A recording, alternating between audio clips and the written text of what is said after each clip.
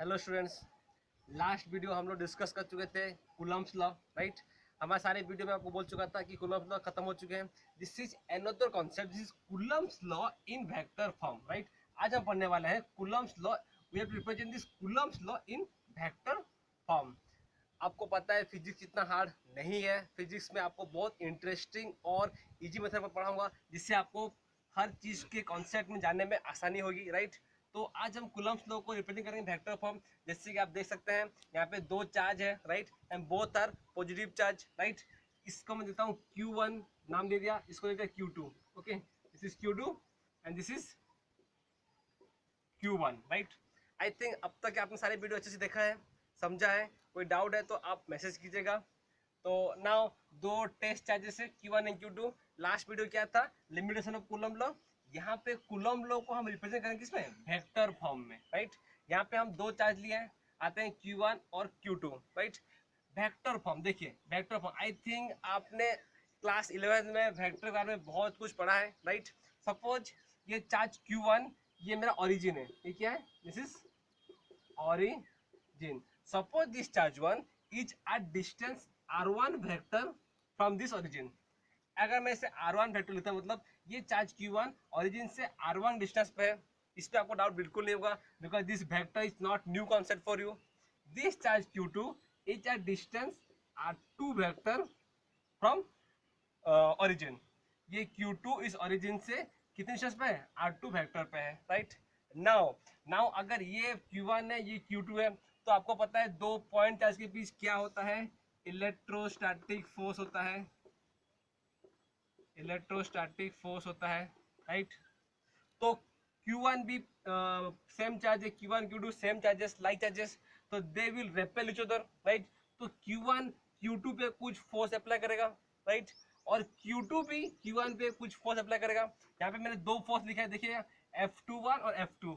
ध्यान दीजिए बच्चों, F21 और मैंने लिखा है F12। अब ये F21 क्या है, राइट? F21 मतलब फोर्स, एक बार बोल देता हूँ क्या है, लिख दो, फिर आपको एक्सप्लेन करता हूँ। Force on charge Q2 due to Q1। नाम में ध्यान दीजिए, F21 पहला क्या है? 2 है, मतलब किसके ऊपर फोर्स गिर रहा है और किसके वजह से गिर रहा है, उसे F21। मतलब चार्ज Q2 के ऊपर Q1 कितना फोर्स अप्लाई, उसे कहते हैं F21। ध्यान दीजिए, ये वाला सबसे इंपॉर्टेंट है इन कूलम्ब्स लॉ वेक्टर फॉर्म में। सबसे पहले उसका नोटेशन जो होता है, उसका जिसको हम रिप्रेजेंट करते हैं, जिस फॉर्म में फोर्स को हम यहाँ पे रिप्रेजेंट कर रहे हैं, in the form F21, right. इससे पहले हम लिख लेते हैं F E is equal to 1 by 4 pi epsilon 0 Q1 Q2 by R square, right. ऐसा था ना पहले, ये बहुत इजी था। अब हम वेक्टर फॉर्म में क्या करेंगे ना, हर चीज को वेक्टर में रिप्रेजेंट करेंगे। And we know that force is a vector quantity, right. तो फोर्स, यहाँ पे दो फोर्सेस गिर रहे हैं। अब ध्यान दीजिए बच्चों, एक है 2-1, एक है 1-2। एफ ऑफ 2 मतलब 2 के ऊपर फोर्स, मतलब चार्ज Q2 के ऊपर कितना फोर्स गिर रहा है और किसके वजह से गिर रहा है? F Q1 की वजह से गिर रहा है। Force on charge Q2 due to charge Q1, मतलब पहले देखो 2 लिखा है, मतलब किसके ऊपर गिर रहा है? किसके ऊपर? Q2 के ऊपर गिर रहा है। किसके वजह से गिर रहा है? 1, मतलब Q1 की वजह से, राइट। इसे कहते हैं F21, मतलब फोर्स चार्ज Q2 पे कितना फोर्स गिर रहा है जो चार्ज Q1, उसे कहते हैं F21। या फिर F12 कौन सा है? देखो बच्चों, ये वाला F12 है, मतलब 1 Q1 के ऊपर कितना फोर्स गिर रहा है ड्यू टू चार्ज Q2, उसे लिखते हैं force on charge Q1 due to Q2। ये जो पहला है F1 मतलब जिसके ऊपर फोर्स गिर रहा है, और 2 मतलब जो फोर्स उसके ऊपर गिरा रहा है, राइट। F12 मतलब कौन से चार्ज Q1 के ऊपर फोर्स गिर रहा है, लेकिन किसके वजह से गिर रहा है? Q2 के कारण इस पे फोर्स आ रहा है, उसे कहते हैं F12, जो कि इस तरफ है।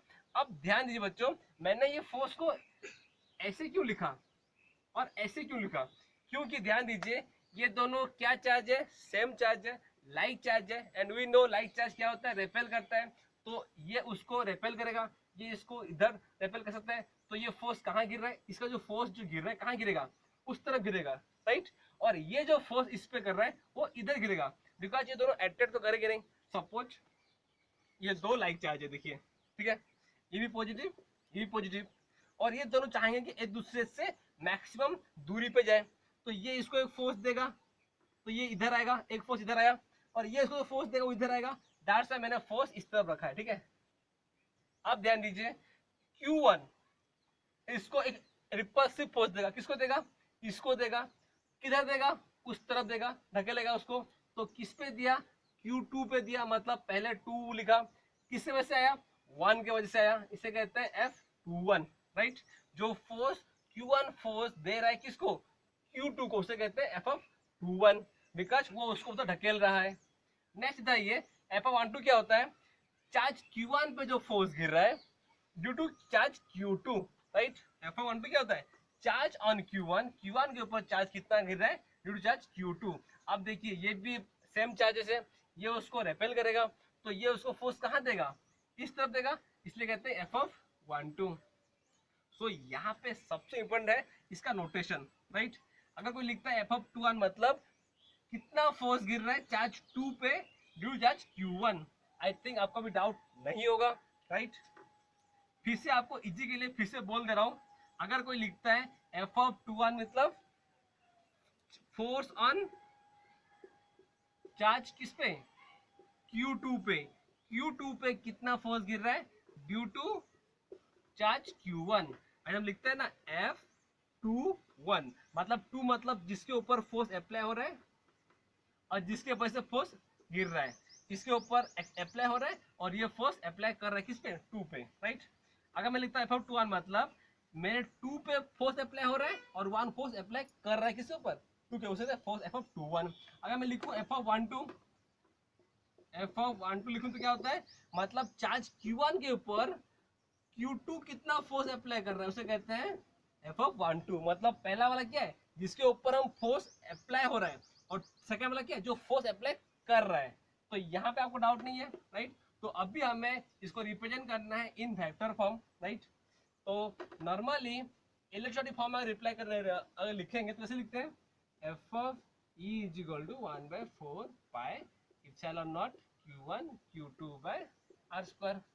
तो अब अगर वेक्टर फॉर्म में लिखना है तो वहां पे हमारा एक चीज ऐड हो सकता है, यूनिट वेक्टर। क्या कहते हैं, यूनिट वेक्टर। 11th क्लास आप पढ़ चुके हैं कि किसी भी चीज को अगर हम वेक्टर फॉर्म में लिखना होता है तो वहां पे हम ऐड करते हैं क्या, एक यूनिट वेक्टर, राइट। तो आज हम यहाँ पे यूनिट वेक्टर ऐड कर देंगे ना, तो ये भी क्या हो जाएगा, ये भी हो जाएगा वेक्टर फॉर्म में। सपोज ऐसे लिखे एफ ऑफ ई, अगर ऐसे नहीं लिखेंगे तो क्या लिखेंगे, कौन सा फोर्स लेंगे, दो फोर्स है, चलिए एक फोर्स लेते हैं, ठीक है, F21 लेते हैं, ठीक है। F21, F21 क्या होता है ना, चार्ज ऑन Q2। देखो फर्स्ट क्या है, जिसके ऊपर चार्ज गिर रहा है, और F21 के ऊपर चार्ज कौन गिरा रहा है, फोर्स कौन डाल रहा है, due to charge Q1। F21 में ध्यान दीजिएगा, अब हम F21 को रिप्रेजेंट करेंगे किसमें, वेक्टर फॉर्म में। F21 2 मतलब फर्स्ट क्या लिखे, 2 मतलब चार्ज Q2 के ऊपर कितना फोर्स गिर रहा है ड्यू टू चार्ज Q1, तो उससे हम लिखते हैं, आइए लिखते हैं 1/4 pi epsilon naught Q1 Q2 by R square. तो सर बोलोगे सर ये तो पूरा सेम हो गया, तो हम पढ़े थे कूलम लॉ में, चेंज नहीं हुआ, चेंज आएगा ना, I will add a change. थोड़ा सा पास लिखता हूँ, पास में लिखता हूँ, is equal to 1/4 pi epsilon naught Q1 Q2 by R square, right, हो गया। तो यहाँ पे कोई चेंज हुआ नहीं है, यही पे मैं चेंज करने वाला हूँ। ये तो सिर्फ इसका मैग्नीट्यूड लिखा है मैंने, क्या लिखा है, magnitude, and magnitude always constant, हमें पता है ना। वेक्टर फॉर्म में क्या होता है, कोई भी क्वांटिटी अगर वेक्टर फॉर्म में हो तो उसमें दो चीज होता है, एक मैग्नीट्यूड और एक डायरेक्शन। क्या होता है, डायरेक्शन। तो ये फोर्स की मैग्नीट्यूड है, ये हमेशा सेम ही रहेगी, पर यहाँ पे हम क्या ऐड करेंगे, डायरेक्शन, जिससे हम बोलते हैं क्या, यूनिट वेक्टर। क्या बोलते हैं, यूनिट वेक्टर, राइट। हम ऐड करेंगे इसमें क्या, यूनिट वेक्टर। अगर यहाँ पे एक यूनिट वेक्टर ऐड हो जाए तो ये वाला क्या हो जाएगा, कूलम्ब्स लॉ का force in Coulomb's law in vector form में हम इसको लिख पाएंगे। तो अभी हम लोग का मैग्नीट्यूड लिख लिए, ऐड करना है क्या, यूनिट वेक्टर। अब यहाँ पे पहला सवाल होता है यूनिट वेक्टर होता क्या है, तो मैं आपको थोड़ा इजी में समझाता हूँ कि यूनिट वेक्टर होता है एक तो चीज क्या है। सपोज एक नाम बोलते हैं, चलिए एक नाम बोलते हैं, नाम बोलते हैं प्रतीक दास, ठीक है, एक नाम लिखते हैं प्रतीक दास। ओके, सपोज मान लीजिए ये क्वांटिटी है और ये क्वांटिटी एक वेक्टर फॉर्म में, ठीक है। तो अगर ये क्वांटिटी वेक्टर फॉर्म में है तो ये पार्ट उसका क्या होगा, इसे हम बोलते हैं मैग्नीट्यूड। क्या बोल सकते हैं, मैग्नीट्यूड। और ये क्या होगा, ये होगा उसका डायरेक्शन। अगर हम बोलते हैं कि ये क्वांटिटी वेक्टर फॉर्म में है तो इस quantity must contain a magnitude A direction. तो ये उसका मैग्नीट्यूड हो गया और ये उसका डायरेक्शन हो गया। ओके, तो अब प्रतीक दास है, ठीक है। अब और एक वेक्टर लेते हैं जिसका नाम होता है, सपोज नाम लेते हैं तन्मय महांती। क्या लेते हैं, तन्मय महांती। तो तन्मय के महांती में मुझे ऐड करना है दास। तो मैं क्या करूंगा, बिना तन्मय को चेंज किए मैं तन्मय के महांती में ऐड करना है मुझे दास। तो मैं क्या करूंगा, कैसे करूंगा। तो ये वाला कॉन्सेप्ट क्या होता है ना, अब देखिए थोड़ा सा ध्यान से देखिए।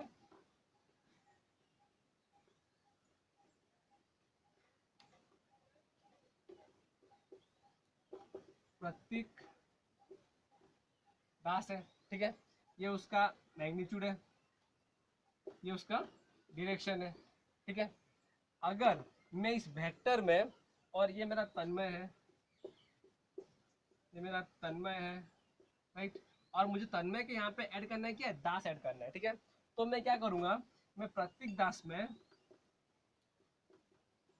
प्रतीक दास में डिवाइड कर दूंगा प्रतीक,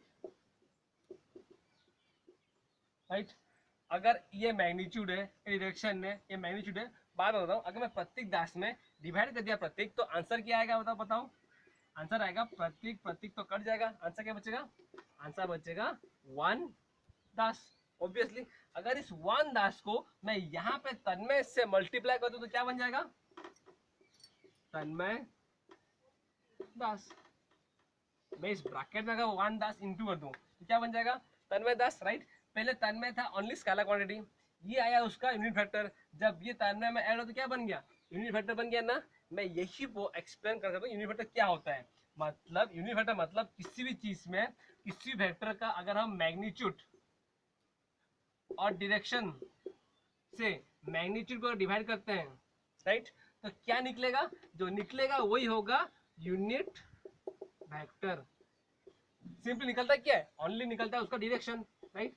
this direction will give the unit vector. उसे मैंने अच्छे से एग्जांपल समझाया कि देखो अगर प्रतीक दास है और तन्मय महांती है, तो प्रतीक का दास मुझे कहाँ लेना है, तन्मय में ऐड करना है। तो मैंने क्या किया, मैग्नीट्यूड डायरेक्शन लिया, डिवाइड किया मैग्नीट्यूड से, मैग्नीट्यूड बोथ कट गए, बचा क्या, डायरेक्शन।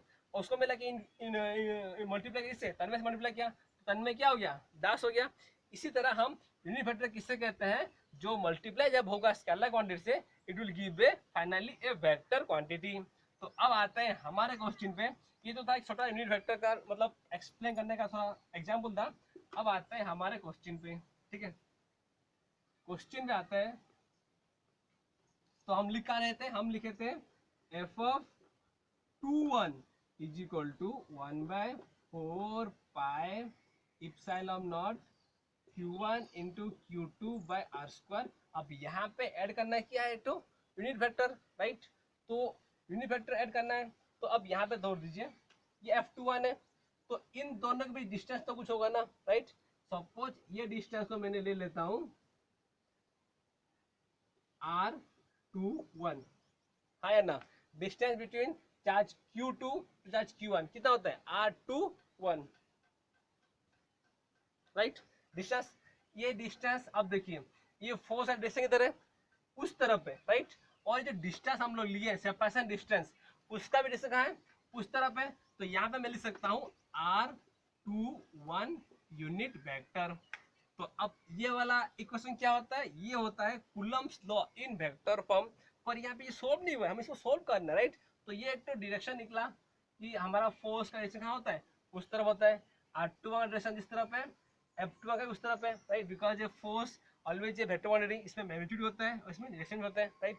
नाउ अब इस R21 का वैल्यू क्या होता है, अब हमें पता था, क्या लिखे थे हम लोग, याद है, हम लिखे थे ना Prateek Das by Prateek is equal to 1 10, right. तो अगर मैं इसे बोलता हूं यूनिट वेक्टर, इसे बोलता हूं यूनिट वेक्टर, तो प्रतीक क्या हुआ, magnitude into direction by magnitude, right. तो अब उसी चीज को हम यहां पे लिखते हैं, देखिए R21 vector is equal to R21 vector minus R21 का मैग्नीट्यूड, हाँ या ना। ये पहला R21 वेक्टर था, ये उसके मैग्नीट्यूड किए थे, याद करते हैं। प्रतीक दास याद है ना, Prateek Das by Prateek, Prateek Das itself है वेक्टर, बिकॉज इसमें मैग्नीट्यूड भी है, डायरेक्शन भी है, और डिवाइड किससे कहते हैं, ओनली बाय मैग्नीट्यूड से, that give the unit vector. तो यहाँ पे देखिए इस R21 वेक्टर में वो चीज है, मैग्नीट्यूड भी है और डायरेक्शन भी है, और डिवाइड किए हैं सिर्फ उसके मैग्नीट्यूड से, तो हमें क्या दे देगा, ये हमें दे देगा R21 यूनिट वेक्टर, राइट। अब थोड़ा इसको तो मिटा देता हूँ, राइट, कंफ्यूजन ना हो। नाउ R21 वेक्टर जो है इसका वैल्यू कितना होगा, ओके। तो अब आपको तो वेक्टर्स लॉ में ट्रायंगल पढ़े थे ना, ट्रायंगल अप्लाई करते हैं, ये ओरिजिन है, ओके। ये देखिए ये R1 है, ये R2 है, और ये R21, right. And this represent triangle also, R1 R21 R2, ये ट्रायंगल दिख रहा है ना। तो अभी भी देखिए applying triangle law, applying triangle law जो हम वेक्टर में पढ़े थे, ट्रायंगल में क्या होता है, ट्रायंगल में अप्लाई करते क्या होता है, R1 vector plus R21 vector is equal to R2 vector. देखिए R1 vector plus R21 vector क्या होगा, R2 वेक्टर होगा, ये हम लोग पढ़े ट्रायंगल में। तो अभी R21 वेक्टर कितना होगा, is equal to R2 minus R1 vector. ये वाला इंपॉर्टेंट है हमारे लिए कि R21 वेक्टर का वैल्यू कितना निकला, R2 vector minus R1 vector, right. तो ये वाला चीज हम कहाँ लिखेंगे, यहाँ लिख सकते हैं ना। अब देखिए यहाँ लिख सकते हैं हम लोग, is equal to R2 vector minus R1 vector by R21 vector का मैग्नीट्यूड। ये वाला हम लोग ट्रायंगल में पढ़े थे, आप क्लास 11 में पढ़े ना। R1 vector plus R21 vector क्या देगा, R2 वेक्टर देगा। तो यहाँ पे मैंने ये लॉ अप्लाई किया, यूज किया सिर्फ R21 का वैल्यू निकालने के लिए। तो वैल्यू निकला, मैं इसको यहाँ पे रख दिया, अब तो इसको मिटा देता हूँ, ओके। तो ये हमारा क्या निकला, ये निकला हमारा यूनिट वेक्टर। और एक चीज रखिए कि R21 वेक्टर का मैग्नीट्यूड क्या होता है, ये जो R21 वेक्टर है इसका magnitude simply the separation distance between this two charges, और हम पढ़े थे इसका वैल्यू कितना होगा, इक्वल टू R। ये जो सेपरेशन डिस्टेंस है, जो बोथ Q1 और Q2 के बीच जो सेपरेशन डिस्टेंस है, उसका मैग्नीट्यूड क्या होता है, हमेशा इक्वल टू R होता है। ये हम लोग अर्लियर इन द कूलम में पढ़े थे। तो जो R21 का मैग्नीट्यूड होगा that must equal to only R, because मतलब ये जो वैल्यू है, ये दोनों चार्ज के बीच जो डिस्टेंस का वैल्यू कितना होगा, हमेशा इक्वल टू R ही होगा। तो अभी ये जो R21 का वैल्यू हम लोग यहाँ पे डिराइव किए हैं, बस इसको यहाँ पे लिख देना है और आपका कूलम्स लॉ वेक्टर फॉर्म में आ जाएगा, और कुछ नहीं, और कुछ नहीं करना। तो क्या हो जाएगा, f(21) is equal to 1/4 pi epsilon naught Q1 Q2 by R square into, इसके जगह पे क्या लिखेंगे, इसका वैल्यू पुट कर देते हैं, क्या हो जाएगा R2 vector minus R1 vector bye R। अब यहाँ ध्यान दीजिए, R स्क्वायर इंटू R क्या हो जाएगा, R क्यू हो जाएगा ना। तो ये हो गया R क्यू, और ये निकला आपका Coulomb's law in vector form, right. अब देखिए ये इसका डायरेक्शन है, राइट। तो F21 है, तो ध्यान दीजिए F21 है, तो हम लोग निकाले थे R21 क्या था, R21 का वेक्टर का फॉर्मूला क्या निकला था, R2 माइनस R1। सिंपली अगर आप 11 क्लास के लॉस भूल गए, तो अगर आपको R21 वेक्टर निकालना होता है ना, तो सिंपली माइनस कीजिए 2 माइनस 1, R2 माइनस R1। और आपको निकालना होगा R12 वेक्टर, तो क्या करोगे, R1 vector minus R2 vector, simply 1 से 2 माइनस कीजिए। अगर आप लॉस भूल गए हैं तो सिंपली आप ये कर दीजिए। तो मेरा F21 निकल गया ना, कितना निकला, F21 निकला 1/4 pi epsilon naught Q1 into Q2 by RQ into this unit vector. ये उसका डायरेक्शन है, कहाँ है, इस तरह पर दिखा रहा है। तो इसी तरह अगर आप और एक फॉर्मूला निकाल सकते हैं, क्या है कि F12 कितना होगा, इधर F1 ठीक है, तो F12 कितना होगा देख लेते हैं। F12 कितना होगा 1/4 pi epsilon naught Q1 into Q2 by RQ, because right, और इसका यहाँ पे डायरेक्शन होगा R1 माइनस R2 वेक्टर। आपको बस ये दो फॉर्मूला याद रखना है और आप सारे न्यूमेरिकल आराम से कर पाएंगे। अगर कोई क्वेश्चन पूछता है तो कूलम्ब्स लॉ क्या होता है हमें, तो आप ये आराम से कर पाओगे। और एक सेकेंड इंपोर्टेंट बात देख लीजिए, यहाँ पे बता रहा हूँ, देखिए, तो ये तो निकल गया F21 F12, पर यहाँ पे और एक चीज भी इंपोर्टेंट चीज है, देखिए, अगर ये डायरेक्शन क्या होता है R21 होता है, तो R12 कहाँ होगा, R12 हमेशा इधर होगा, राइट, बिकॉज R12 कहाँ होता है 1 से लेकर 2 होता है, R21 का हमेशा ऑपोजिट होता है। सिंस आप यहाँ पे एक चीज देखिए, इन दोनों इक्वेशन में मार्क कीजिए, ये तो प्लस सेम है, राइट, पर यहाँ पे R2 माइनस R1 है, यहाँ पे R1 माइनस R2 है, तो सिंस हमें पता है कि R21 is equal to minus of R12, हाँ या ना, बिकॉज मैग्नीट्यूड दोनों का सेम रहता है, इसका भी यार इसका भी यार, पर इसका डायरेक्शन कहाँ है उस तरफ है और इसका इधर है इस तरफ है। तो यहाँ पे एक कंक्लूजन है, एक खूबसूरत सा कंक्लूजन है कि f(21) always equal to minus of f(12), right. ये हमारा खूबसूरत सा कंक्लूजन के साथ हम क्लास खत्म करते हैं। तो अब ये देखिए कि f(21) equal to minus of f(12), मतलब ये जो फोर्स है ये always equal in magnitude to this force, इन दोनों का मैग्नीट्यूड सेम होता है, सिर्फ डायरेक्शन अलग होते हैं। वो आप यहाँ पे देख लीजिए, देखिए मैग्नीट्यूड दोनों का सेम है ना, देखिए ये मैग्नीट्यूड होता है, ये this is the magnitude part, this is the magnitude part, and magnitude part is same for both the forces, only change क्या हुआ है, यूनिट डायरेक्शन चेंज हुआ है, राइट। तो आप देख सकते हैं, तो यहाँ से हम लोग ये कंक्लूजन किए कि जो हमारा F1 फोर्स है always in opposite to F12, okay. Hello students, today we are going to discuss a numerical based on Coulomb's law in vector form. So question आपके लिए मैं लिख चुका हूँ, पर इससे पहले मैं Coulomb's law का वेक्टर फॉर्म में लिख देता हूँ आपके लिए। क्या था formula, F(21) is equal to, यहाँ पे 2 मतलब चार्ज 2 के ऊपर जो फोर्स गिर रहा है due to charge Q1 is equal to 1/4 pi epsilon naught Q1 Q2 by RQ into 2(1) है तो R2 vector minus R1 vector, ये आपको याद ही होगा, राइट। इसी पे बेस करके आज हम एक न्यूमेरिकल करने वाले हैं। तो आपके लिए क्वेश्चन फिर से पढ़ दे रहा हूँ। If force experience bye A charge of Q1, Q1 की वैल्यू कितनी दी है 2 माइक्रोकूलम। फिर से question, if force experience bye A charge Q1, यहाँ पे एक Q1 चार्ज है, लेते हैं एक Q1 चार्ज है, राइट, इसकी वैल्यू कितनी है, इसकी वैल्यू है 2 microcoulomb, okay. Is due to Q2, और एक चार्ज भी है Q2, इसकी वैल्यू कितनी है 6 माइक्रोकूलम, 6 माइक्रोकूलम। तो थोड़ा सा बीच में करता हूँ, अच्छा रहेगा, ओके। तो क्वेश्चन के हिसाब से गिवन क्या है, एक चार्ज दिया है Q1, एक चार्ज दिया है, इसको बोलते हैं Q1, राइट, इसकी वैल्यू कितनी है 2 माइक्रोकूलम, और एक चार्ज दिया है Q2, इसकी वैल्यू कितनी है 6 माइक्रोकूलम, राइट। तो उसने कहा कि if a force experience by charge Q1 is due to Q2, मतलब Q1 में फोर्स एक्सपीरियंस हो रहा है ड्यू टू Q2, मतलब Q1 पे फोर्स एक्सपीरियंस यहाँ पे हो रहा है ड्यू टू Q2, मतलब इसका डायरेक्शन इधर होगा, राइट। इसे कहते हैं 1 2, मतलब 1 पे, आपको थोड़ा सा बड़ा कर डायग्राम बना कर रहा हूँ, डायग्राम बड़ा कर दे रहा हूँ, आसानी होगी। ये है मेरा Q1 और ये है मेरा Q2, राइट।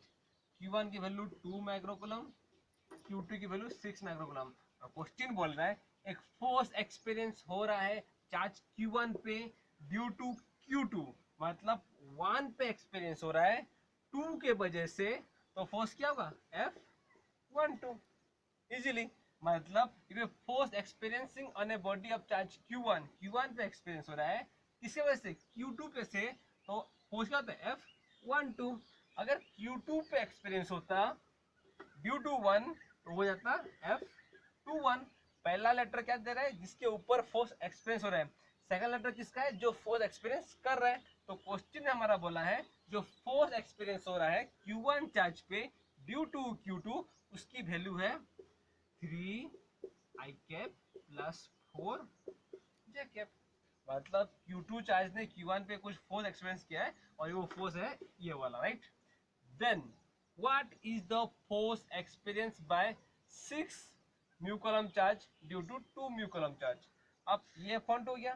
क्वेश्चन ने पूछा है कि क्या कौन सा फोर्स है, कितना फोर्स एक्सपीरियंस कर रहा है कौन, 6 माइक्रोकूलम। मतलब Q2 पे कितना फोर्स आ रहा है ड्यू टू Q1, मतलब 2 पे कितना फोर्स आ रहा है 1 के लिए। मतलब हमें निकालना क्या है F21। क्वेश्चन में F12 दिया है, निकालना क्या है F21। समझ गए क्वेश्चन है, फिर से पढ़ दे रहा हूँ। If a force experienced by a charge of Q1 is 2 microcoulomb, Q1 दिया 2 microcoulomb, is due to Q2 6 microcoulomb, Q2 दिया 6 microcoulomb, तो फोर्स एक्सपीरियंस किया Q2 Q1 के ऊपर, वो है 3i के प्लस 4j के। तो F12 है। क्यों F12 है, क्योंकि 1 पे फोर्स एक्सपीरियंस हुआ ड्यू टू 2, इसलिए होता है F12। ओके, F12 दे दिया कितना 3i cap plus 4j cap. तो अब कितना फोर्स एक्सपीरियंस करेगा 6 माइक्रोकूलम ड्यू टू Q1, मतलब Q2 पे अब कितना फोर्स होगा ड्यू टू 1, मतलब F21, मतलब 2 पे कितना फोर्स आएगा ड्यू टू 1, हमें वही निकालना है, राइट। तो अब आपको इतना लंबा क्वेश्चन देख के डरने की जरूरत नहीं है, बिल्कुल इसका आंसर शॉर्ट में निकलेगा।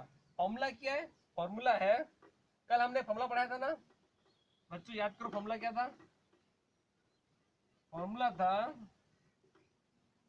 Okay, F21 is equal to 1 by 4 pi epsilon naught Q1 into Q2 by RQ into R2 minus R1। Sir ये फॉर्मूला था बोलोगे, तो F12 का फॉर्मूला क्या था 1 by 4 pi epsilon naught Q1 into Q2 by RQ। Magnitude same था पर यहाँ पे 1 2 है, इसलिए यहाँ पे R1 माइनस R2 वेक्टर था, राइट। फॉर्मूला ये था। तो अब हमने फॉर्मूला में डालना पड़ेगा Q1 कितना है Q2 कितना है, क्वेश्चन में दिया है पर R तो दिया नहीं है, राइट। R तो दिया नहीं है दोनों में, ठीक है। पर इन दोनों फॉर्मूलों में से हम एक चीज डिराइव किए थे कि F21 is equal to minus of F12। ये कल हम डिराइव किए थे ना। अब ध्यान से देखे मालूम पड़ रहा है कि F21 क्या है माइनस ऑफ F2 है, राइट। तो अब अगर F12 दिया है कितना 3i के प्लस 4j के, तो F21 कितना होगा is equal to minus of F12, मतलब इसका minus of 3i cap plus 4j cap. ये हो गया हमारा F12, मतलब F21 निकल गया आंसर, राइट। अब ये ठीक है। अब इन दोनों इक्वेशन से हमें क्या सीखने को मिला कि F21 is always minus of F12, this are equal in magnitude but opposite in direction. देखिए, राइट। तो F12 हमें दिया हुआ है, तो F12 का वैल्यू यहाँ पे डाल देते हैं, आसान मिल जाएगा। तो F12 is equal to minus F12, तो F12 कितना है, इतना है। फाइनल आंसर कितना होगा, आंसर होगा minus 3i cap minus 4j cap. ये इजी था ना बच्चों, ये आपको लग रहा था ये हार्ड है, पर फिजिक्स में मैं आपको सारे क्वेश्चन इजी से कराऊंगा, गॉट इट। तो इसी के साथ हमारा क्लास आज खत्म होता है।